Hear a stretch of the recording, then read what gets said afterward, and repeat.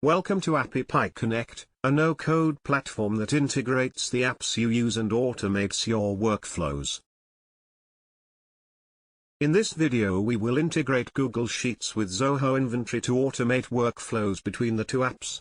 We will choose a trigger from Google Sheets and then an action from Zoho Inventory.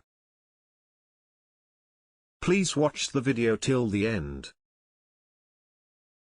Start by selecting Google Sheets as your trigger app.